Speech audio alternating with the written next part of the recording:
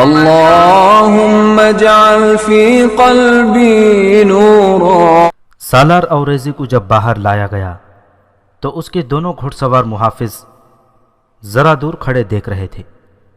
اپنے سالار کو زنجیروں اور بیڑیوں میں بندھا دیکھ کر وہ سمجھ گئے کہ اسے قید خانے میں لے جایا جا رہا ہے۔ وہ گھوڑوں پر سوار ہوئے اور وہاں سے چلتے گئے۔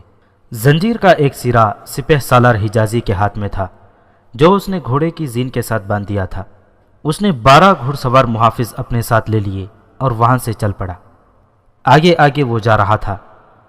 اس کے گھوڑے کے ساتھ بندھا سالار اوریزی پیدل چلا جا رہا تھا اور پیچھے 12 محافظ چل رہے تھے۔ سلطان کے محل سے نکل کر سپہ سالار حجازی اس راستے پر ہو گیا جس راستے میں شہر کی آبادی زیادہ تھی۔ شہر کے کئی لوگ سالار اوریزی کو جانتے اور پہچانتے تھے۔ انہوں نے جب دیکھا کہ اوریزی کو زنجیروں میں باندھا لے جایا جا رہا ہے تو لوگ پہلے تو حیران ہوئے، پھر پیچھے پیچھے چل پڑے۔ 2 محافظوں سے پوچھتے تھے کہ سالار اوریزی نے کیا جرم کیا ہے۔ محافظ لوگوں کو صرف یہی ایک جواب دیتے تھے کہ سالار اوریزی نے بغاوت اور غداری کی ہے۔ قید خانہ شہر سے باہر اور کچھ دور تھا۔ اس کے ارد گرد گھنا جنگل تھا اور راستے میں تھوڑا سا علاقہ چٹانی بھی تھا۔ قید خانے تک باہر سے جایا جا سکتا تھا، لیکن سپہ سالار حجازی اوریزی کو شہر میں لے گیا اور ایک ایسے چوک میں جا رکا جہاں 4 بازار ملتے تھے۔ کچھ تو راستے میں لوگ پیچھے پیچھے چل پڑے تھے اور زیادہ تر بازار میں آنے والے لوگ وہاں اکٹھے ہو گئے۔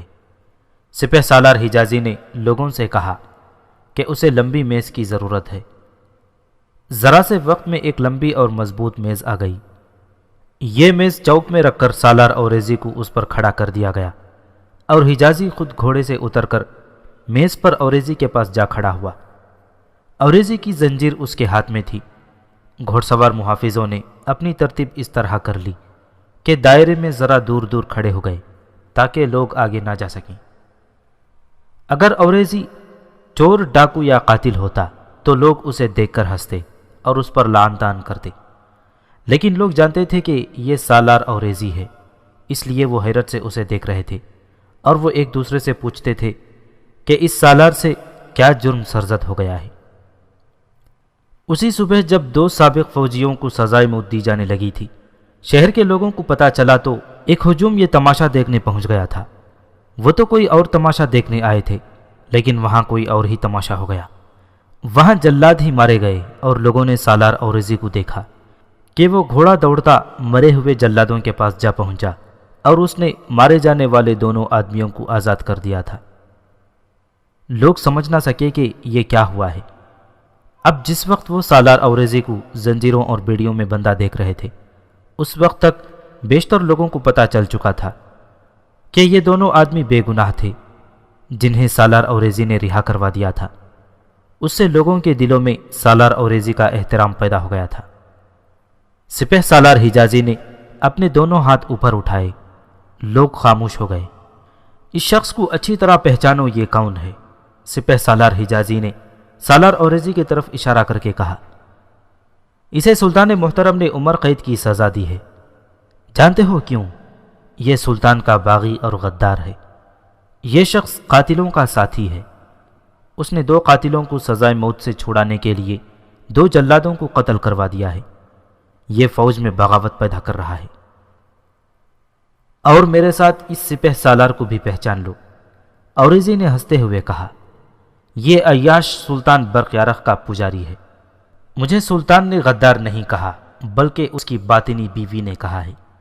یہ سپہ سالار ابو جعفر حجازی سلطان کی اس باطنی بیوی کے آگے سجدے کرتا ہے۔ خاموش رہ غدار، حجازی نے اوریزی کو ڈانٹ کر کہا، اپنے گناہوں پر جھوٹ کا پردہ مت ڈال ورنہ یہیں زبان کھینچ لوں گا۔ بولنے دو اسے۔ ہجوم میں سے کچھ آوازیں سنائی دیں۔ اسے بولنے دو، ہمیں پتہ چلنے دو کیا ہوا ہے۔ سپہ سالار حجازی نے دیکھا کہ لوگوں کا رد عمل اور رویہ کچھ اور ہے تو وہ ذرا دبک گیا۔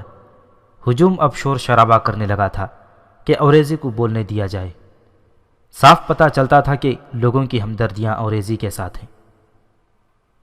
میں نے آج صبح 2 بے گناہوں کو جلادوں کے ہاتھوں قتل ہونے سے بچایا ہے، اوریزی نے بلند آواز میں کہا۔ انہیں ایک فوجی عہدیدار کا قاتل نہ ملا تو سلطان نے بلکہ سلطان کی بیوی نے یہ فیصلہ سنایا کہ سابق فوجیوں میں سے کوئی 2 فوجی پکڑ لیے جائیں اور ان کی گردنیں کاٹ دی جائیں اور لوگوں کو یہ بتایا جائے کہ یہ 2 آدمی قاتل ہیں۔ اے لوگوں، سپہ سالار حجازی نے کہا، اس کی مت سنو، یہ تو دھتکارا ہوا مجرم ہے۔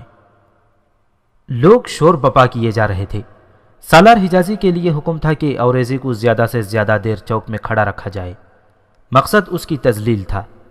خود حجازی بھی یہی چاہتا تھا کہ اوریزی کو خوب ذلیل و خوار کیا جائے، لیکن اب لوگوں نے کچھ اور ہی انداز میں واویلا بپا کر دیا تھا۔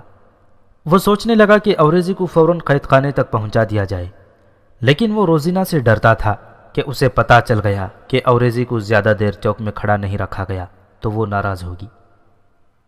اے اہل اسلام، سالار اوریزی نے بڑی بلند آواز میں کہا، اس اسلامی سلطنت کی حفاظت کے لیے بیدار اور چوکس ہو جاؤ۔ حسن بن صباح آ رہا ہے۔ اس شہر میں باطنی چلے آ رہے ہیں۔ وہ تخریب کاری کے لیے آئے ہیں اور آ رہے ہیں۔ سلطنت کی اصل حکمران ایک باطنی عورت ہے اور سلطان برقیارق برائے نام سلطان ہے۔ اس سلطنت سے عدل و انصاف اٹھ گیا ہے۔ اس وقت جب سالار اوریزی کو چوک میں کھڑا کر کے ذلیل و رسوا کیا جا رہا تھا، اس سے کچھ دیر پہلے سلطان برقیارق کی ماں اور اس کے دوسرے دونوں بیٹوں محمد اور سنجر کو پتہ چلا کہ سالار اوریزی کو یہ سزا دی گئی ہے اور اس کا اصل جرم کیا ہے۔ محمد اور سنجر تو خون کا گھونٹ پی کے رہ گئے، لیکن ان کی ماں سے نہ رہا گیا۔ وہ غصے سے اٹھی اور باہر نکلی۔ ایک خادم آ رہا تھا۔ اس نے برقیارق کی ماں کو دیکھا تو رک گیا۔ مادر سلطان، اس خادم نے کہا، میں بازار سے آ رہا ہوں۔ سالار اوریزی کو سپہ سالار حجازی نے چوک میں کھڑا کر رکھا ہے اور وہاں لوگ تماشا دیکھ رہے ہیں، تو اس بیچارے کو ذلیل بھی کیا جا رہا ہے۔ ماں نے حیرت سے کہا۔ وہ اپنے بیٹے سلطان برقیارق کے کمرے کی طرف لمبے لمبے ڈگ بھرتی چل پڑی۔ ہے کہاں میرا بے غیرت بیٹا؟ ماں کہتی چلی جا رہی تھی۔ میں نے تو حلال کا جنا تھا، اس کے باپ کو دھوکہ نہیں دیا تھا۔ میں نے اپنی اولاد کے خون میں ملاوٹ نہیں کی تھی۔ اس کی رفتار تیز ہوتی چلی جا رہی تھی اور کہہ رہی تھی، کیا اس نے اوریزی کو گرفتار کر لیا ہے؟ یہ اس باطنی چڑیل کا کام ہے۔ روزینہ اپنے کمرے میں تھی۔ اسے برقیارق کی ماں کی آوازیں سنائی دینے لگیں۔ اس نے کھڑکی کا پردہ ہٹا کر دیکھا۔ اسے برقیارق کی ماں آتی نظر آئی۔ روزینہ نے بڑی تیزی سے ایک طرف جا کر دربان کو بلایا۔ اسے روک لو، روزینہ نے دربان سے کہا۔ کہنا سلطان سو رہے ہیں، اسے اندر نہ آنے دینا۔ دربان برقیارق کی ماں کے راستے میں کھڑا ہو گیا اور اسے روک دیا۔ یہ بھی کہا کہ سلطان کی طبیعت ٹھیک نہیں ہے اور وہ سو رہے ہیں، لیکن ماں نے اسے دونوں ہاتھوں سے دھکا دیا اور آگے کو چل پڑی۔ روزینہ بہت ہی چالاک لڑکی تھی۔ اس نے دیکھا کہ ماں رک نہیں رہی تو وہ دوڑتی باہر نکلی اور برقیارق کی ماں کے آگے جا کھڑی ہوئی اور بڑے پیار سے اس سے پوچھا کہ وہ کیوں اتنے غصے میں ہے۔ کیا تمہارے دربان مجھے روک لیں گے؟ ماں نے غصے کے عالم میں کہا۔ روزینہ نے دربان کو ڈانٹ کر کہا کہ اس نے انہیں کیوں روکا ہے؟ کیا وہ بھول گیا ہے کہ یہ عظیم خاتون کون ہے؟ دربان خاموش کھڑا روزینہ کا منہ دیکھتا رہا۔ کیا برقیارق سویا ہوا ہے؟ ماں نے روزینہ سے پوچھا۔ اگر وہ سوئے ہوئے ہیں تو بھی آپ کے لیے جاگ اٹھیں گے، روزینہ نے احترام کی اداکاری کرتے ہوئے کہا۔ آپ میرے کمرے میں آ کر بیٹھیں، میں انہیں اٹھا کر یہیں لے آؤں گی۔ ماں روزینہ کی باتوں میں آ گئی اور اس کے ساتھ اس کے کمرے میں جا بیٹھی۔ روزینہ کمرے سے نکل گئی اور سلطان برقیارق کے پاس چلی گئی۔ اسے بتایا کہ اس کی ماں واہی تباہی بکتی آئی ہے اور اس نے ماں کو دوسرے کمرے میں ذرا ٹھنڈا کر کے بٹھا لیا ہے۔ تو میں اس کا کیا علاج کروں؟ برقیارق نے پوچھا۔ وہ ماں ہے، روزینہ نے کہا، اس کا احترام ہم پر فرض ہے، لیکن وہ ایک باغی اور غدار سالار کا ساتھ دے رہی ہے۔ آپ سلطنت کے مفاد کو دیکھیں گے یا ماں کے احترام کو؟ میں تو سلطنت کے مفاد کو پہلے دیکھوں گا، برقیارق نے کہا۔ تم مجھے یہ بتاؤ کہ میں ماں کے سامنے جاؤں یا نہ جاؤں؟ آپ یہاں سے ادھر ادھر ہو جائیں تو اچھا ہے، روزینہ نے کہا۔ ادھر محمد اور سنجر کو پتہ چلا کہ ان کی ماں بڑے غصے میں برقیارق کی طرف چلی گئی ہے تو انہیں فکر ہوا کہ برقیارق اس کے ساتھ اچھا سلوک نہ کرے گا۔ دونوں ماں کے پیچھے دوڑ پڑے۔ وہاں انہیں بتایا گیا کہ ان کی ماں فلاں کمرے میں ہے۔ وہ دونوں اس کمرے میں گئے تو ماں کو بڑے غصے میں ٹہلتے دیکھا۔ چلو ماں، محمد نے اسے بازو سے پکڑتے ہوئے کہا، یہاں آپ کیا لینے آئی ہیں؟ آپ کے اس بیٹے کا دماغی توازن ٹھیک نہیں رہا۔ میں اس کا دماغ ٹھیک کرنے آئی ہوں، ماں نے کہا۔ میں نہیں کروں گی تو اور کون کرے گا؟ ہم دونوں بھائی کریں گے، محمد نے کہا۔ ہم نے انتظام کر دیا ہے، آپ یہاں سے چلیں۔ ماں جانے پر راضی نہیں ہو رہی تھی۔ محمد اور سنجر کی بہت سی باتوں اور منت سماجت کے بعد وہ اس پر راضی ہو گئی کہ وہ اسی کمرے میں بیٹھی رہے گی اور دونوں بھائی برقیارق کے پاس جائیں گے۔ میں اس کے پاس کیوں نہ جاؤں؟ ماں نے پوچھا۔ میں بتاتا ہوں آپ کیوں نہ جائیں، سنجر بولا۔ اگر ہمارے اس بڑے بھائی برقیارق نے ہمارے سامنے آپ کے ساتھ بدتمیزی کی تو میں اسے یہیں ختم کر دوں گا۔ کیا آپ اپنے ایک بیٹے کو دوسرے بیٹے کے ہاتھوں مروانا پسند کریں گی؟ وہ آخر ماں تھی۔ اس پر سنجر کی اس بات کا ایسا اثر ہوا کہ اس کا منہ ذرا سا کھل گیا اور آنکھیں ٹھہر گئیں۔ وہ آہستہ سے بیٹھ گئی اور اس نے سر سے اشارہ کیا کہ تم جاؤ، میں یہیں بیٹھوں گی۔ محمد اور سنجر برقیارق سے ملنے کمرے سے نکل گئے۔ ماں اپنا سر ہاتھوں میں تھام کر رونے لگی۔ اس نے آہ لے کر کہا، یہ وقت بھی دیکھنا تھا۔ آؤ بیٹھو، برقیارق نے اپنے بھائیوں سے کہا اور پوچھا، ماں کو کیا ہو گیا ہے؟ سنا ہے وہ چیختی چلاتی یہاں آئی ہیں، وہ پاگل تو نہیں ہو گئی؟ ابھی ہوئی تو نہیں بھائی جان، محمد نے کہا، ہو جائے گی، جلدی پاگل ہو جائے گی، سنجر نے کہا۔ ابھی تو وہ مجھے پاگل سمجھتی ہے، برقیارق نے کہا۔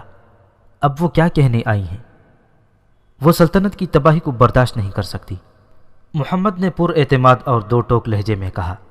سالار اوریزی کو آپ نے یہ سزا دے کر اچھا نہیں کیا۔ کیوں روزینہ؟ برقیارق نے روزینہ کی طرف دیکھ کر کہا، انہیں بتاؤ کہ اوریزی نے کیا جرم کیا ہے۔ ہم آپ کے ساتھ بات کرنے آئے ہیں بھائی جان، سنجر نے کہا۔ تم ابھی بہت چھوٹے ہو سنجر، برقیارق نے کہا۔ سلطنت کے کاموں کو ابھی تم نہیں سمجھ سکتے۔ لیکن میں ایک بات سمجھ سکتا ہوں، سنجر نے کہا۔ جو مرد اپنی بیوی کا غلام ہو کر اپنے گھر کے سارے معاملات اور فیصلے اس کے ہاتھ میں دے دیتا ہے، اس کے گھر میں تباہی، ذلت اور خوار کے سوا کچھ نہیں رہتا۔ لیکن آپ نے گھر کے نہیں بلکہ اتنی بڑی سلطنت کے معاملات اور فیصلے اپنی بیوی کے ہاتھ میں دے دیے ہیں۔ یہ اسی کا نتیجہ ہے کہ آج ایک قابل تجربے کار اور جذبے والا سالار ذلیل و رسوا کیا جا رہا ہے اور اسے عمر قید دے دی گئی ہے۔ تم دونوں بھائی میری ایک بات غور سے سن لو، برقیارق نے کہا۔ روزینہ میرا دماغ ہے، میرے کان اور میری آنکھیں بھی روزینہ ہیں۔ سلطان محترم، محمد نے کہا، یہ بات آپ فخر سے نہ کہیں، یوں کہیں کہ اللہ نے آپ کے دماغ پر مہر لگا دی ہے اور ایک مشکوک لڑکی کے ہاتھوں آپ کی سوچنے کی طاقت ختم کر ڈالی ہے۔ آپ کی آنکھوں پر پٹی بن چکی ہے۔ کیا بک رہے ہو محمد؟ برقیارق نے ڈانٹ کر کہا۔ میں بک نہیں رہا، محمد نے کہا۔ میں وہ بات کہہ رہا ہوں جو اللہ نے قرآن میں کہی ہے۔ وہ یہ ہے کہ ان گنہگار لوگوں پر جو اپنے گناہوں پر فخر کرتے ہیں، اللہ نے یہ لعنت نازل کی ہے کہ ان کے دماغوں، کانوں اور آنکھوں پر مہر لگا دی ہے۔ آپ نے اپنے اوپر شیطان کو مسلط کر لیا ہے۔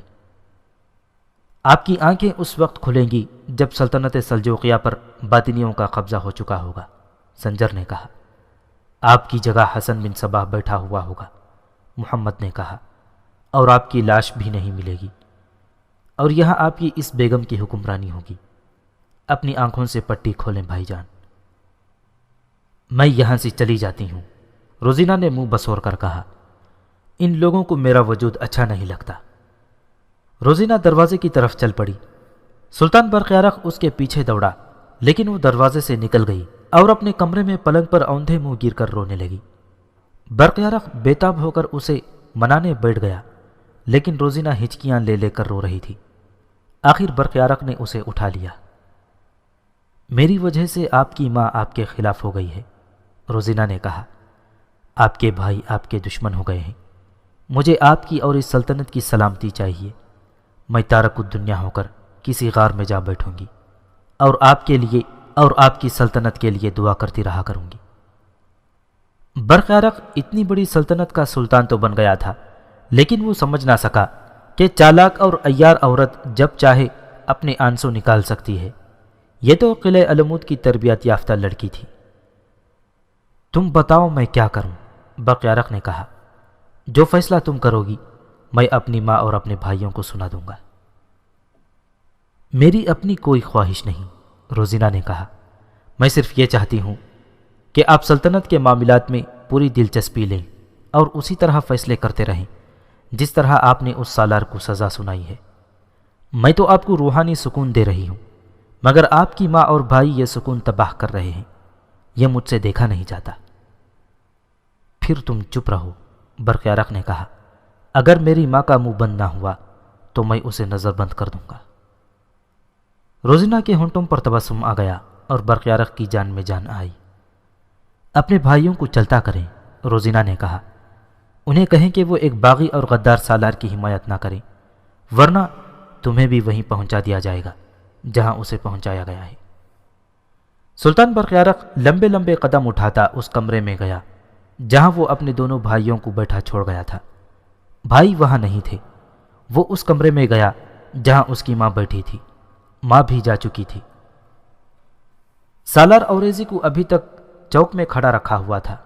سپہ سالار ابو جعفر حجازی نے اسے رسوا کرنے میں کوئی کسر نہیں چھوڑی تھی، لیکن لوگوں میں چمگوئیاں شروع ہو گئی تھیں۔ سپہ سالار حجازی جھوٹ کہہ رہا ہے، ایک آواز اٹھی۔ سپہ سالار خود غدار ہے، ایک اور آواز۔ ہم انصاف چاہتے ہیں، دو تین آوازیں اٹھیں، اور ہجوم میں ایک بار پھر شور و غوغا شروع ہو گیا۔ حجازی کے چہرے پر گھبراہٹ کے آثار آ گئے اور وہ ادھر ادھر آگے اور پیچھے دیکھنے لگا۔ اس کے محافظوں نے برچیاں تان لی تھیں اور وہ لوگوں کو پیچھے ہٹا رہے تھے۔ ایک گھوڑا سر پر دوڑتا آ رہا تھا۔ لوگوں نے ادھر دیکھا، گھوڑے پر کوئی عورت سوار تھی اور اس کے ہاتھ میں سلطنت سلجوقیہ کا پرچم تھا جس پر چاند اور ستارے کا نشان تھا۔ گھوڑا اسی رفتار سے چلا آ رہا تھا۔ ہجوم نے اسے راستہ دے دیا۔ گھوڑا دونوں سالاروں کے پاس جا رکا۔ سوار عورت بڑی تیزی سے گھوڑے سے اتری اور اس میز پر کھڑی ہو گئی جس پر دونوں سالار کھڑے تھے۔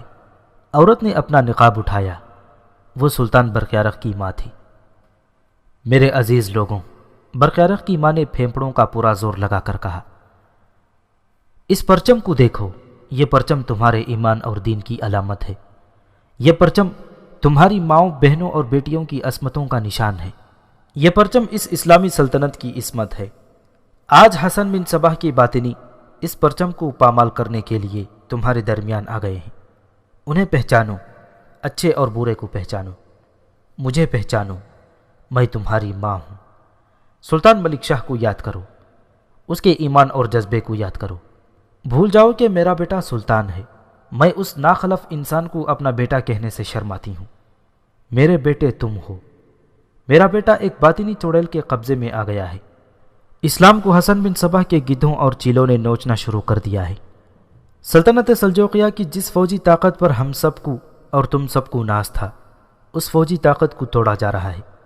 تمہارے سالار اوریزی کو اس جرم میں قید میں ڈالا جا رہا ہے کہ یہ اس فوجی طاقت کو نہ صرف قائم رکھنا چاہتا ہے بلکہ اس میں اضافہ کر رہا تھا۔ قید میں اس سپہ سالار حجازی کو ڈالنا چاہیے۔ محترم ماں، سپہ سالار حجازی نے برقیارق کی ماں کو بازو سے پکڑ کر کہا، سلطان برقیارق کا حکم بڑا ہی سخت ہے، آپ خاموش، چھوڑ دے میرے بازو خوشامدی غلام۔ برقیارق کی ماں نے اپنا بازو چھڑاتے ہوئے کہا، میرے عزیز لوگوں، میری بات غور سے سن لو۔ تمہارے درمیان افواہیں پھیلائی جا رہی ہیں۔ حسن بن صباح قلعہ علموت میں بیٹھا تمہیں آپس میں لڑا رہا ہے۔ اگر تم نے آنکھیں نہ کھولیں اور اپنی عقل استعمال نہ کی تو یہاں بھائی بھائی کی گردن کاٹے گا۔ بھول جاؤ کہ سلطان میرا بیٹا ہے۔ میں کہہ چکی ہوں کہ میں اس سلطنت کی ماں ہوں، میں تمہاری ماں ہوں۔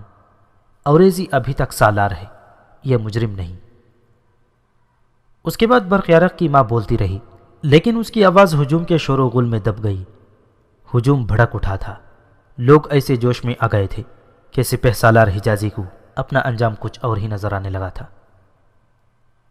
اس شور و غل میں سپہ سالار حجازی نے اپنے قریب کھڑے محافظ سے کچھ کہا۔ محافظ نے پیچھے سے اوریزی کو کمر سے دبوچا اور اسے اٹھا کر قریب کھڑے ایک گھوڑے پر بٹھا دیا، پھر خود اس گھوڑے پر اوریزی کے پیچھے سوار ہوا اور گھوڑے کو ایڑ لگا دی۔ سپہ سالار حجازی میز سے کود کر اترا اور ایک محافظ کے گھوڑے پر سوار ہو گیا۔ اس نے محافظوں کو کوئی حکم دیا۔ تمام محافظوں نے گھوڑے دوڑا دیے اور برچیاں آگے کر لیں۔ تمام لوگ گھوڑوں اور برچیوں سے ڈر گئے اور ایک طرف ہو گئے، اور اس طرح سپہ سالار حجازی اور اس کے محافظ سالار اوریزی کو اپنے ساتھ لے جانے میں کامیاب ہو گئے۔ پہلے تو محافظوں نے ہجوم کو پیچھے روک رکھا تھا۔ جب محافظ وہاں سے نکل بھاگے تو ہجوم برقیارق کی ماں کے قریب ہو گیا۔ اس خاتون نے ایسا تاثر پیدا کر دیا تھا کہ ہر کوئی سالار اوریزی کا حامی ہو گیا تھا۔ محمد اور سنجر کو کچھ دیر بعد پتا چلا کہ ان کی ماں باہر کہیں چلی گئی ہے۔ وہ اسے ڈھونڈنے لگے تو استبل سے پتا چلا کہ ان کی ماں ایک گھوڑا نکلوا کر اور پرچم ہاتھ میں لے کر کہیں چلی گئی ہے۔ سب کا خیال یہی تھا کہ وہ اس چوک پر ہی گئی ہوگی جہاں سالار اوریزی کو تذلیل کے لیے کھڑا کیا گیا ہوگا۔ محمد اور سنجر نے گھوڑے لیے ان پر سوار ہوئے اور چوک کی طرف گھوڑے دوڑا دیے۔ ان کی ماں وہیں تھی اور ہجوم نعرے لگا رہا تھا۔ دونوں بھائی اس میز پر چڑھ گئے جس پر ان کی ماں کھڑی تھی۔ انہوں نے ماں سے کہا کہ وہ واپس چلیں۔ اے ایمان والوں، ماں نے اپنے ایک پہلو میں محمد کو اور دوسرے پہلو میں سنجر کو کھڑا کر کے ان کے کندھوں پر ہاتھ رکھے اور بلند آواز سے کہا، میں اپنے یہ دونوں بیٹے اس اسلامی سلطنت پر قربان کر دوں گی۔ محمد نے لوگوں سے کہا کہ وہ اپنے اس جوش و خروش کو قابو میں رکھیں اور ٹھنڈے دل سے سوچیں۔ اس نے کہا کہ ہم حسن بن صباح کو ختم کرنے کی تیاریاں کر رہے ہیں، لیکن صورتحال یہ پیدا ہو گئی ہے کہ حسن بن صباح ہمیں ختم کرنے کا بندوبست کر چکا ہے۔ یہ کہہ دینا تو آسان تھا کہ باطنی شہر میں پھیلتے چلے جا رہے ہیں، لیکن یہ معلوم کرنا بہت ہی مشکل بلکہ ناممکن تھا کہ شہر کے لوگوں میں باطنی کون کون ہے۔ بہرحال یہ ایک تاریخی حقیقت ہے کہ مرو کا شہر حسن بن صباح کی گرفت میں آ گیا تھا اور اس شہر میں خون خرابہ تقریباً شروع ہو گیا تھا۔ محمد اور سنجر اپنی ماں کو ساتھ لے کر چلے گئے۔ سپہ سالار ابو جعفر حجازی سالار اوریزی کو اپنے محافظوں کے ساتھ لے کر سرپٹ دوڑتے گھوڑوں پر شہر سے نکل گیا۔ اس نے پیچھے دیکھا، تعاقب میں کوئی بھی نہیں آ رہا تھا۔ اسے تعاقب کا کوئی خطرہ بھی نہیں تھا۔ اس کے محافظ تلواروں اور پرچیوں سے مسلح تھے۔ شہری تعاقب کی جرت نہیں کر سکتے تھے۔ پھر بھی اس کے دل میں یہ اندیشہ سوار ہو گیا تھا کہ شہری بھڑک اٹھے تھے اور اس کے خلاف ہو گئے تھے۔ اس نے محافظوں کو گھوڑے آہستہ کرنے کا حکم دیا۔ قید خانہ ابھی دور تھا۔ وہ جنگل میں داخل ہو گئے تھے۔ اوریزی زنجیروں میں بندھا ایک محافظ کے آگے بیٹھا بالکل خاموش تھا۔ اس کے چہرے پر افسوس اور تذبذب کا ہلکا سا بھی تاثر نہیں تھا۔ آگے علاقہ چٹانی تھا۔ راستہ ان چٹانوں کے درمیان سے بل کھاتا گزرتا تھا۔ یہ قافلہ اس راستے پر چلتا چٹانوں کے اندر چلا گیا تو اچانک دائیں بائیں سے بہت سے آدمی جو تلواروں اور برچیوں سے مسلح تھے ان پر ٹوٹ پڑے۔ حملہ آوروں نے 2-3 محافظوں کو تو پہلے حملے ہی میں گھائل کر کے گھوڑے سے گرا دیا۔ جن پر حملہ ہوا تھا وہ کوئی اناڑی نہیں تھے، وہ تجربے کار محافظ تھے جنہیں جانیں قربان کرنے کی تربیت دی گئی تھی۔ وہ فوج سے منتخب کیے گئے تھے۔ وہاں لڑنے کے لیے جگہ تنگ تھی۔ محافظوں کے لیے مشکل یہ تھی کہ وہ گھوڑوں پر سوار تھے اور پینترے بدلنے کے لیے گھوڑوں کو تیزی سے موڑنا اور آگے پیچھے کرنا مشکل تھا۔ حملہ آور پیادہ تھے۔ محافظوں نے جم کر لڑنے کا یہ طریقہ اختیار کیا کہ وہ گھوڑے سے اتر آئے۔ سپہ سالار حجازی نے بلند آواز سے حکم دیا کہ اوریزی کو حفاظت میں لیے رکھو، اسے بھاگنے نہ دینا۔ وہ تو زنجیروں اور بیڑیوں میں بندھا ہوا تھا، وہ بھاگ بھی نہیں سکتا تھا۔ لیکن حجازی یہ سمجھ گیا تھا کہ یہ حملہ اوریزی کو آزاد کرنے کے لیے ہوا ہے۔ 4-5 محافظوں نے سالار اوریزی کو گھوڑے سے اتار کر ایک جگہ گرا دیا اور وہ سب اس کے ارد گرد کھڑے ہو کر حملہ آوروں کا مقابلہ کرنے لگے۔ حملہ آوروں کی تعداد محافظوں سے خاصی زیادہ تھی، لیکن کسی ایک محافظ نے بھی پیٹھ دکھانے کی نہ سوچی۔ میرے شیروں، سپہ سالار حجازی کی آواز گرجی، قیدی کو ہاتھ سے نہ جانے دینا۔ اسے قید خانے تک پہنچا دو گے تو تمہیں جھولیاں بھر کر انعام دلواؤں گا۔ محافظوں کے لیے سالار اوریزی بڑی ہی قیمتی چیز بن گیا تھا۔ وہ اسی کے قریب رہنے کی کوشش کرتے اور لڑ رہے تھے۔ اوریزی کو انہوں نے ایک چٹان کے دامن میں بٹھا دیا تھا۔ 2-3 حملہ آور اس چٹان پر چڑھ گئے۔ چٹان اونچی نہیں تھی۔ حملہ آوروں نے اوپر سے محافظوں کو برچھیاں ماریں، لیکن چٹان کے پہلوؤں کی طرف سے محافظوں نے اوپر جا کر حملہ آوروں کو گرا لیا۔ لڑتے ہوئے مر جاؤ، سپہ سالار حجازی کی آواز ایک بار پھر گرجی۔ اگر قیدی تمہارے ہاتھ سے نکل گیا تو سلطان تم سب کو سزائے موت دے گا۔ حملہ آور پیچھے ہٹ گئے اور کچھ دیر کے لیے یہ خونریز لڑائی تھم گئی۔ پتہ نہیں چلتا تھا کہ حملہ آور بھاگ گئے ہیں یا چٹانوں میں چھپ گئے ہیں۔ حجازی نے محافظوں کو اکٹھا کر لیا۔ وہ ابھی نکل نہیں سکتا تھا۔ اس نے محافظوں کو گنا تو 5 محافظ کم ہو گئے تھے۔ وہ شدید زخمی ہوئے یا مارے گئے تھے۔ حملہ آوروں سے بھی کچھ کم ہو گئے تھے۔ حملہ آور چٹانوں کے پیچھے چھپ گئے تھے۔ محافظ اپنے گھوڑوں کو پکڑ کر لائے اور چلنے کی تیاری کرنے لگے۔ اچانک ایک طرف سے 5-6 حملہ آور دوڑتے ہوئے آئے۔ محافظوں نے گھوڑوں کو چھوڑا اور حملہ آوروں کے مقابلے کو آگے بڑھے۔ حملہ آور لڑتے ہوئے اس طرح پیچھے ہٹنے لگے جیسے وہ محافظوں کی تلواروں اور برچھیوں اور ان کے جوش و خروش کا مقابلہ نہ کر سکتے ہوں۔ پیچھے ہٹتے ہٹتے آدھے حملہ آور ایک چٹان سے ایک طرف مڑ گئے اور باقی ذرا پیچھے رک کر دوسری طرف مڑ گئے اور پیچھے بھاگنے لگے۔ محافظ ان کے پیچھے دوڑے۔ ادھر جہاں اوریزی کو بٹھایا گیا تھا وہاں ایک سپہ سالار حجازی تھا اور اس کے ساتھ صرف ایک محافظ تھا۔ اس قیدی کو میں ہاتھ سے نہیں جانے دوں گا، سپہ سالار حجازی نے محافظ سے کہا۔ اگر ان لوگوں نے ہمارا پیچھا نہ چھوڑا تو میں اسے یہیں قتل کر دوں گا۔ سلطان یقیناً خوش ہوگا۔ سالار اوریزی حجازی کی یہ بات سن رہا تھا، لیکن اس کے چہرے پر خوف کا نام و نشان نہ تھا، بلکہ وہ مسکرا رہا تھا۔ حجازی نے اس کی طرف دیکھا۔ ہاں اوریزی، حجازی نے طنزیہ لہجے میں کہا، مسکراتے ہوئے جان دے دو تو بڑا ہی اچھا ہے۔ سالار اوریزی اس کی آنکھوں میں آنکھیں ڈالے دیکھتا رہا اور مسکراتا رہا، منہ سے کچھ بھی نہ بولا۔ اچانک قریب سے ہی 4-5 حملہ آور نکلے اور انہوں نے ہلہ بول دیا۔ حجازی کے ہاتھ میں تلوار تھی اور وہ کچھ لڑا بھی نہیں تھا، لیکن اب وہ بھاگ اٹھا اور قریب کھڑے گھوڑے پر سوار ہو کر اس نے ایڑ لگا دی۔ پیچھے جو محافظ رہ گیا تھا اسے وہیں کاٹ دیا گیا۔ حملہ آوروں نے اوریزی کو اٹھا لیا اور ایک گھوڑے پر ڈال لیا۔ اس کے پیچھے ایک حملہ آور سوار ہو گیا اور اس نے گھوڑا دوڑا دیا۔ حملہ آوروں نے بڑی اچھی چال چلی تھی۔ وہ ایک طرف سے آئے اور محافظوں سے لڑتے ہوئے پیچھے ہٹتے گئے۔ محافظوں کو اپنے ساتھ چٹانوں کے اندر لے گئے۔ پیچھے میدان صاف تھا۔ حملہ کرنے اور اوریزی کو اٹھا لے جانے کے لیے آدمی موجود تھے۔ ان کی یہ چال کامیاب رہی۔ 2 یا 3 محافظ بچ کر نکلے ہوں گے۔ وہ پیدل بھاگے تھے۔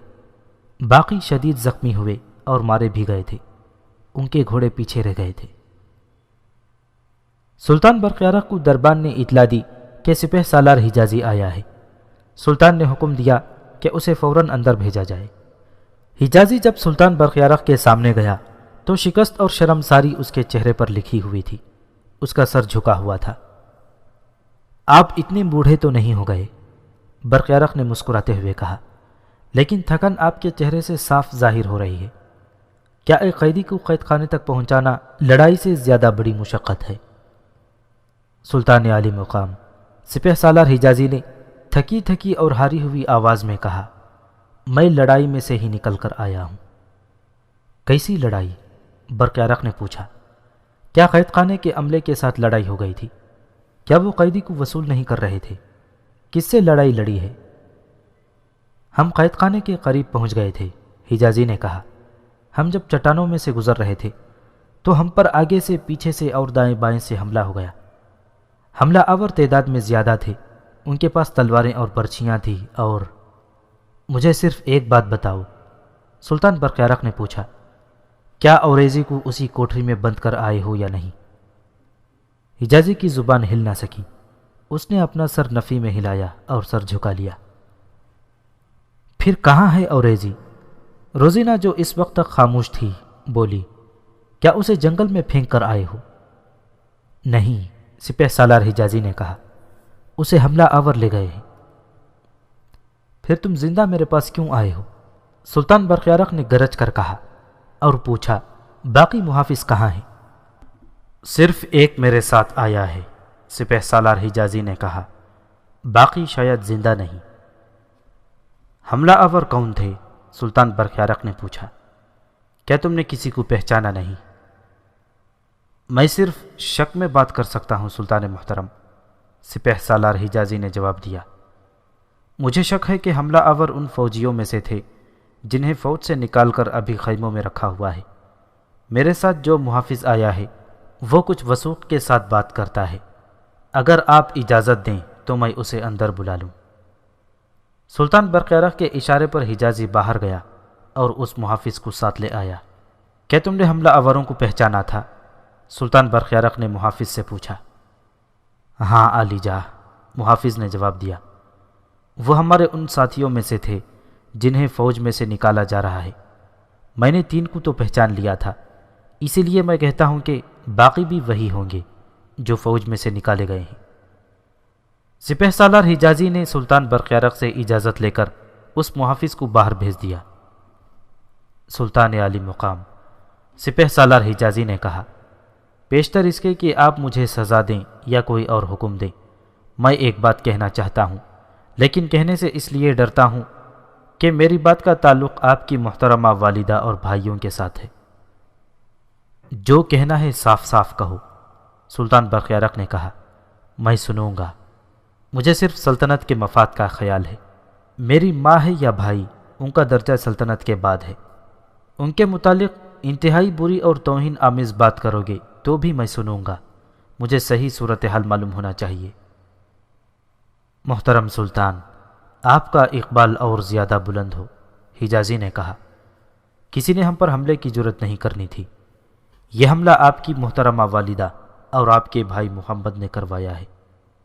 وہ اس طرح کہ میں آپ کے حکم کے مطابق اوریزی کو چوک میں کھڑا کر کے اس کا جرم لوگوں کو بتا رہا تھا۔ اوریزی اپنے آپ کو بے گناہ ثابت کرنے کے لیے کچھ نہ کچھ بول رہا تھا۔ ہجوم بڑھتا ہی جا رہا تھا کہ اتنے میں آپ کی والدہ محترمہ گھوڑے پر سوار آ پہنچی۔ ان کے ہاتھ میں سلطنت کا پرچم تھا۔ وہ گھوڑے سے اتر کر ہمارے پاس آ کھڑی ہوئی اور انہوں نے لوگوں کو آپ کے خلاف اور میرے خلاف اتنا زیادہ بھڑکایا کہ لوگ ہمارے خلاف اور اوریزی کے حق میں مشتعل ہو گئے۔ پھر آپ کا بھائی محمد چھوٹے بھائی سنجر کے ساتھ آ گیا۔ محمد نے اتنی اشتعال انگیز باتیں تو نہ کی، لیکن جو بھی اس نے کہا تھا وہ اوریزی کے حق میں جاتا تھا۔ لوگوں کا ہجوم اتنا زیادہ مشتعل ہو گیا کہ لوگ ہم پر حملہ کرنے کے لیے آگے بڑھنے لگے۔ وہ محافظوں کی برچیوں سے بھی نہ ڈرے۔ یہ تو میرا کمال تھا کہ میں نے اوریزی کو ایک گھوڑے پر پھینکا اور محافظوں سے کہا کہ یہاں سے نکلیں اور ان کی برچیوں اور گھوڑوں کی زد میں کوئی بھی آتا ہے پرواہ نہ کریں۔ سلطان عالی مقام، میں خوش تھا کہ قیدی کو مشتعل ہجوم میں سے نکال لایا ہوں، لیکن آگے جا کر ہم پر حملہ ہوا تو میں سمجھ گیا کہ سابق فوجی بھی ہجوم میں موجود تھے۔ وہ کسی اور راستے سے ہم سے پہلے آگے جا کر گھات میں بڑھ گئے۔ یہ ہے ہم پر حملے کی اصل وجہ۔ سلطان برقیارق کے چہرے کا رنگ اڑ گیا۔ اس نے روزینہ کی طرف دیکھا۔ روزینہ دانت پیس رہی تھی۔ یہ اس کے غصے کی انتہا تھی۔ اگر وہ میری ماں ہوتی، روزینہ نے کہا، تو معلوم نہیں میں کیا کر گزرتی۔ وہ آپ کی ماں ہے، اس لیے میں کچھ کہہ نہیں سکتی۔ ماں کو اتنا بھی خیال نہیں کہ وہ سلطنت کو خانہ جنگی کی بھٹی میں جھونک رہی ہے، اور آپ کا بھائی محمد ایک احمق آدمی بھی سمجھ سکتا ہے کہ وہ آپ کا تختہ الٹنا چاہتا ہے اور اس کے دل میں سلطانی کے سوا کچھ بھی نہیں۔ میں تمہیں کوئی سزا نہیں دوں گا حجازی، سلطان برقیارق نے کہا۔ اس کے بجائے میں تمہیں مہلت اور موقع دیتا ہوں کہ ان حملہ آوروں کو پکڑو، پھر دیکھنا کہ میں انہیں کیا سزا دیتا ہوں۔ گستاخی معاف سلطان عالی مقام، حجازی نے کہا، میں تو ان غداروں اور باغیوں کو پکڑنے کے لیے دن رات ایک کر دوں گا، لیکن آپ کی والدہ محترمہ اور بھائی میرے لیے بہت بڑی رکاوٹ بن جائیں گے۔ میں ان کے محاذ کو ایک کاری ضرب سے توڑ سکتا ہوں، ان کے سر آپ کے قدموں میں پیش کر سکتا ہوں، لیکن وہ آپ کی ماں اور آپ کے بھائی ہیں جن پر میں ہاتھ نہیں اٹھا سکتا۔ انہیں اگر آپ پابند کر لیں تو ماں کو نظر بند کر دیں، روزینہ نے برقیارق سے کہا۔ ماں کو قید خانے میں پھینکنا بہت ہی معیوب ہے۔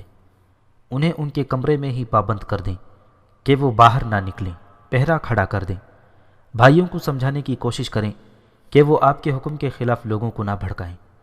انہیں ذہن نشین کرائیں کہ حسن بن صباح سیاہ گھٹا کی طرح افق سے اٹھتا چلا آ رہا ہے، اور اگر یہاں بھائیوں میں ہی اختلاف پیدا ہو گیا تو یہ گھٹا سلطنت سلجوقیہ کو تاریک کر ڈالے گی۔ اس باطنی لڑکی روزینہ کی ایسی ہی باتیں تھیں جو سلطان برقیارق کو متاثر کرتی تھیں۔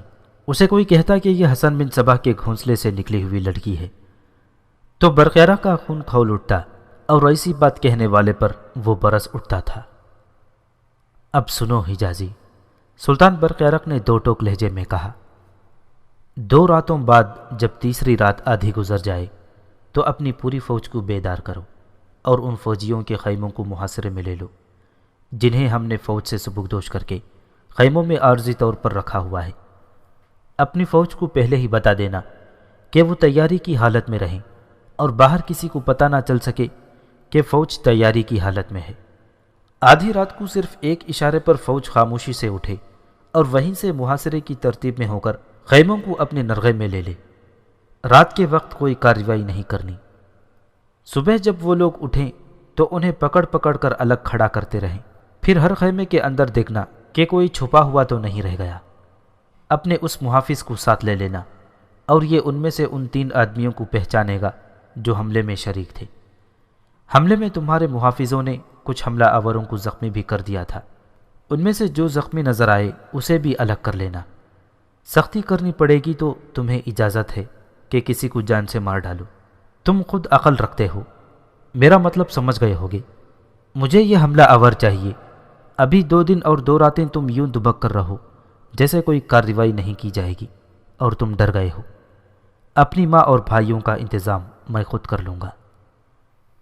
سلطان برقیارق نے سر سے اشارہ کیا تو سپہ سالار حجازی رکوع میں چلا گیا اور اسی حالت میں پیچھے ہٹتے ہٹتے دروازے سے نکل گیا۔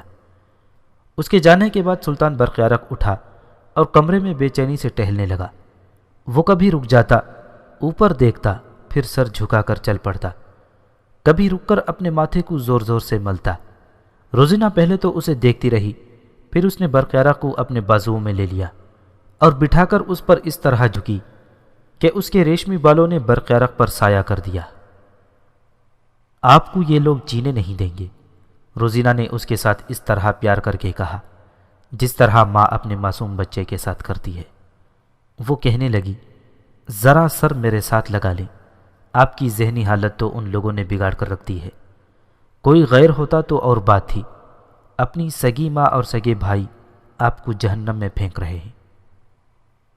سلطان برقیارق پر خود فراموشی کی کیفیت طاری ہو گئی۔ اس نے اپنے آپ کو روزینہ کے حوالے کر دیا اور 2 سال کا بچہ بن گیا۔ کچھ دیر بعد روزینہ اٹھی اور سراہی میں سے ایک مشروب پیالے میں ڈال کر برقیارق کو پلایا۔ سلطان برقیارق کے ذہن اور دل پر اپنا قبضہ مکمل کر کے روزینہ اٹھی۔ کیا میں ماں کو بلا کر اسے کہوں؟ سلطان برقیارق نے کہا، لیکن وہ تو میری جان کو آ جائے گی۔ محمد اور سنجر کو بلائیں، روزینہ نے کہا۔ انہیں بتائیں کہ ماں کو ان کے کمرے میں نظر بند کیا جا رہا ہے اور انہیں اچھی طرح سمجھا دیا جائے کہ وہ کوئی غیر ذمہ دارانہ حرکت نہ کریں۔ اب وہی صورتحال پیدا ہو گئی تھی جو روزینہ نے یہاں آتے ہی پیدا کر دی تھی، یعنی سوچتی وہ تھی اور عمل برقیارق کرتا تھا۔ برقیارق کا اپنا دماغ روزینہ کے حسین گود میں بے ہوشی کی نیند سو گیا تھا۔ اس کیفیت میں برقیارق نے اپنے دونوں بھائیوں کو بلایا اور بھائی اطلاع ملتے ہی آ پہنچے۔ میرے عزیز بھائیوں، برقیارق نے کہا، تصور میں لاؤ کہ میری جگہ تم ہو اور تم کوئی حکم دیتے ہو اور کچھ لوگ تمہارے حکم کی تعمیل کے راستے میں اس طرح رکاوٹ بنتے ہیں جس طرح میرے محافظوں پر حملہ ہوا۔ صاف اور سچے دل سے بتاؤ کہ تم کیا محسوس کرو گے اور کیا کارروائی کرو گے۔ یہ نہ کہنا کہ میرا حکم غلط تھا اور اسلام کے منافی تھا۔ سلطان انسان ہے اور غلطی بھی کر سکتا ہے، لیکن کوئی سلطان بغاوت اور غداری برداشت نہیں کر سکتا۔ تم نے محمد اپنی ماں کے ساتھ مل کر میرے خلاف زہر اگلا اور یہی وجہ تھی کہ جو محافظ دستہ اوریزی کو قید خانے میں لے جا رہا تھا اس پر حملہ ہوا۔ قیدی کو وہ ساتھ لے گئے اور محافظوں کو قتل کر گئے۔ تم بتاؤ کہ میری جگہ تم ہوتے تو کیا کرتے؟ ہم حملہ آوروں کو گرفتار کرتے، محمد نے کہا، اور انہیں سزا دیتے۔ اگر میں کہوں کہ یہ حملہ تم نے اور ہماری ماں نے کروایا ہے تو تم کیا کہو گے؟ سلطان برقیارق نے پوچھا۔ یہ الزام بے بنیاد ہے، محمد نے کہا۔ یہ صحیح ہے کہ ماں وہاں چلی گئی تھی اور اس نے لوگوں سے جو باتیں کیں وہ سلطنت سلجوقیہ اور سالار اوریزی کے حق میں جاتی تھیں۔ انہوں نے بار بار کہا کہ میں اپنے بیٹے اس سلطنت پر قربان کر دوں گی، لیکن اس پرچم کو سرنگوں نہیں ہونے دوں گی۔ انہوں نے یہ بھی کہا کہ یہ پرچم اس اسلامی سلطنت کی عصمت ہے۔ انہوں نے یہ بھی کہا کہ یہ شہر حسن بن صباح کے بھیجے ہوئے تجربے کار باطنی تخریب کاروں سے بھرتا جا رہا ہے۔ ماں نے جو کچھ بھی کہا، سلطان برقیارق نے کہا، وہ ہماری سلطنت اور اوریزی کے حق میں تو جاتا ہے، لیکن ماں اور تم یہ نہ دیکھ سکے کہ لوگ مشتعل ہوتے جا رہے ہیں اور ان کے جوش و خروش میں انتقام کی آگ سلگتی جا رہی ہے۔ وہاں سابق فوجی بھی موجود تھے، ان میں چونکہ لڑنے کا جذبہ ہے اس لیے انہوں نے یہ فوجی کارروائی جس کا نتیجہ تمہارے سامنے ہے۔ اب تم بتاؤ کہ میں کیا کروں؟ اس طرح بھائیوں میں بحث مباحثہ چلتا رہا جو تلخ کلامی کی صورت اختیار کر گیا، اور روزینہ برقیارق کے حق میں بول پڑی۔ تم خاموش رہو لڑکی، محمد نے کہا۔ سلطان ہمارا بھائی ہے اور تمہاری حیثیت صرف ایک بیوی کی ہے، میرے ساتھ کوئی بات نہ کرنا۔ اب میرا فیصلہ سنو محمد اور سنجر، سلطان برقیارق نے کہا۔ میں اپنی ماں کو اس کے کمرے میں نظر بند کر رہا ہوں، تم دونوں میرا یہ حکم اس تک پہنچا دو، وہ کمرے سے باہر نہ نکلے۔ باہر 2 سنتری بٹھا دیے جائیں گے۔ میں جانتا ہوں کہ میرا یہ فیصلہ نہ تمہیں اچھا لگا ہے، نہ ماں اسے پسند کرے گی، بلکہ وہ چیخے گی، چلائے گی، لیکن مجھے اپنی سلطنت کو بھی دیکھنا ہے، اور یہ بھی کہ ماں یوں ماری ماری نہ پھرے۔ اس کا ہر جگہ پہنچ جانا اور جو منہ میں آیا کہتے جانا اس کے اپنے وقار کے منافی ہے۔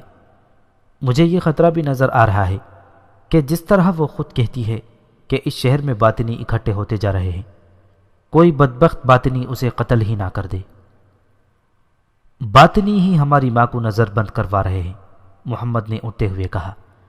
ہم آپ کا حکم ماں تک پہنچا دیں گے، وہ چیخے گی نہ چلائے گی، کچھ بھی نہیں کہے گی، لیکن میں آپ کو آخری بار بتا رہا ہوں کہ جن باطنیوں کے متعلق آپ نے خدشہ ظاہر کیا ہے کہ وہ ہماری ماں کو قتل کر دیں گے، وہی باطنی اس سلطنت پر حکومت کر رہے ہیں۔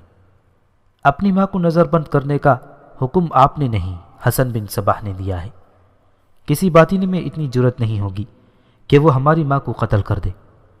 ہمارے بڑے بھائی کا دین، ایمان اور کردار باطنیوں کے ہاتھوں قتل ہو چکا ہے۔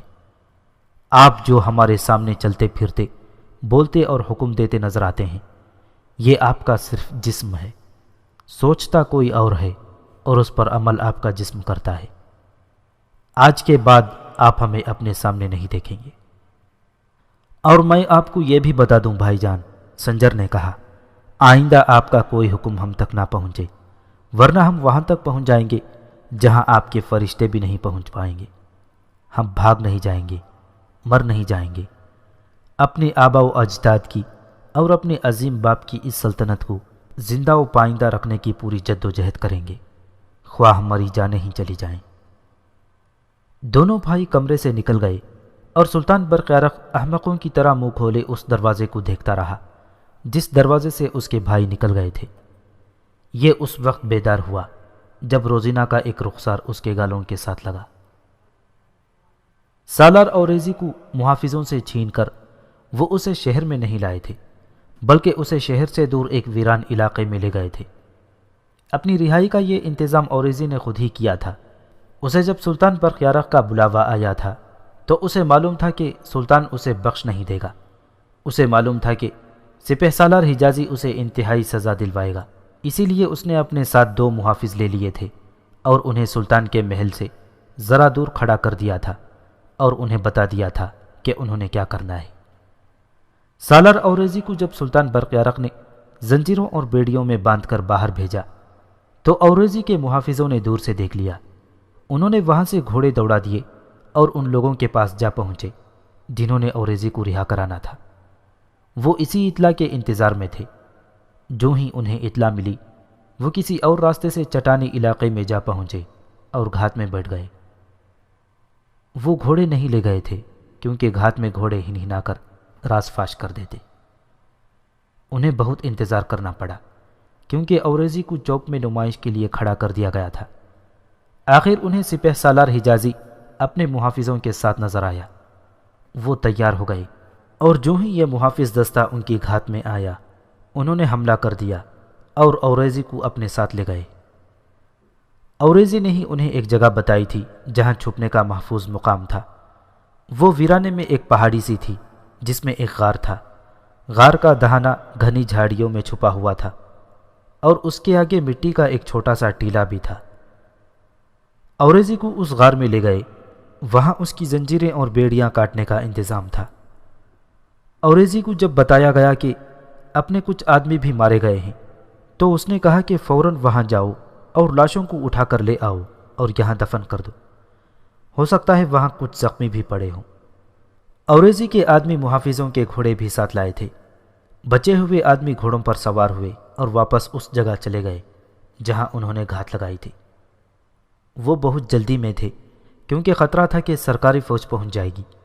اتفاق سے سلطان برقیارق نے بھی نہ سوچا نہ سپہ سالار حجازی نے کہ جا کر حملہ آوروں کی لاشیں دیکھتے اور ایسے زخمیوں کو اٹھا کر لے جاتے جو بھاگنے کے قابل نہیں رہے تھے۔ ان سے پتہ چل جاتا کہ حملہ آور کون تھے۔ حملہ آور لاشیں اور زخمی اٹھانے آئے تھے اور اٹھا کر لے گئے۔ سالار اوریزی نے صرف 4 آدمی اپنے ساتھ رکھے اور دوسروں سے کہا کہ وہ چلے جائیں اور پوری جاسوسی اور مخبری کرتے رہیں اور ذرا ذرا سی اطلاع بھی اس تک اس غار میں پہنچاتے رہیں۔ اس کا خیال یہ تھا کہ چند دن دبکے رہیں۔ سابق فوجیوں کو بتا دینا کہ اب تیار رہیں، اوریزی نے کہا۔ انہیں یہ بھی بتا دینا کہ انہیں ہتھیار جلدی مل جائیں گے اور اب ہمارا تصادم سرکاری فوج کے ساتھ ہوگا اور اب ہمارا مقصد برقیارق کو ہٹا کر اس کی جگہ محمد کو سلطان بنانا ہے اور اس کے بعد فوج تیار کر کے حسن بن صباح کے خلاف محاذ کھولنا ہے۔ لیکن میرے دوستوں، ہمیں خون کے دریا میں سے گزرنا پڑے گا۔ ہم کوشش کریں گے کہ بھائی بھائی سے نہ لڑے، لیکن یہ ممکن نظر نہیں آتا۔ خانہ جنگی ہو کر رہے گی۔ باقی جو کچھ کرنا ہے وہ 5-7 دنوں بعد بتاؤں گا۔ ابھی ہمیں زمین کے نیچے رہنا ہے۔ 4-5 مہینے گزرے۔ باہر سے ایک طبیب آیا تھا جس نے مرو میں اپنا طب خانہ کھولا تھا۔ وہ جراح بھی تھا۔ اس کے ہاتھ میں خدا نے ایسی شفا دی تھی کہ مایوس اور بڑے پرانے مریض صحت یاب ہو گئے تھے۔ لوگ اس کی بہت تعظیم کرتے تھے۔ اوریزی کے فرار کے 2-3 روز بعد رات کا وقت تھا۔ طبیب مریضوں سے فارغ ہو چکا تھا۔ اس نے مکان کا باہر والا دروازہ بند کر دیا تھا اور 4 آدمی اس کے پاس بیٹھے ہوئے تھے۔ یہاں جو کچھ ہو رہا ہے وہ ہمارے حق میں ہو رہا ہے، طبیب نے ان آدمیوں سے کہا۔ اوریزی کا فرار بھی ہمارے حق میں جائے گا۔ میں جانتا ہوں کہ اسے فرار کرنے والے سابق فوجی ہیں۔ مجھے روزینہ نے محل سے اطلاع بھیج دی ہے کہ سلطان نے اپنی ماں کو نظر بند کر دیا ہے اور سپہ سالار حجازی سے کہا ہے کہ وہ حملہ آوروں کو تلاش کرے اور پکڑے۔ میں نے اپنے آدمی اس سارے کھیل میں شامل کر دیے ہیں۔ اوریزی کا فرار ہی سابق اور حاضر فوجیوں کے درمیان لڑائی کا باعث بن جائے گا۔ علمود سے امام حسن بن صباح کا حکم آیا ہے کہ مرو شہر کو خون میں ڈبو دو۔ یہ بھی کہ اپنے آدمیوں کو استعمال کرنا، لیکن اس طرح کہ اپنے زیادہ تر آدمی محفوظ رہیں۔ بھائی کو بھائی سے لڑاؤ۔ سلطان کی فوج کو 2 حصوں میں کاٹ دو اور انہیں آپس میں لڑاؤ۔ امام نے یہ بھی حکم بھیجا ہے کہ 3-4 آدمی ہر روز اس شہر میں مرنے چاہیے۔ ہمیں امام کے اس حکم پر فوراً عمل کرنا ہے۔ تم لوگ 2 یا 3 دنوں بعد خیموں میں رہنے والے 3-4 سابق فوجیوں کو رات کے وقت قتل کر دو اور افواہ پھیلاؤ کہ انہیں سرکاری فوجیوں نے اپنے محافظوں کے خون کے انتقام میں قتل کیا ہے۔ پھر 1-2 دنوں کا وقفہ دے کر فوج کے 2-4 آدمی قتل کر دینا۔ تم خود تجربے کار ہو، قتل کرنا جانتے ہو اور افواہیں پھیلانا بھی جانتے ہو۔ جاؤ اور یہ بندوبست کرو۔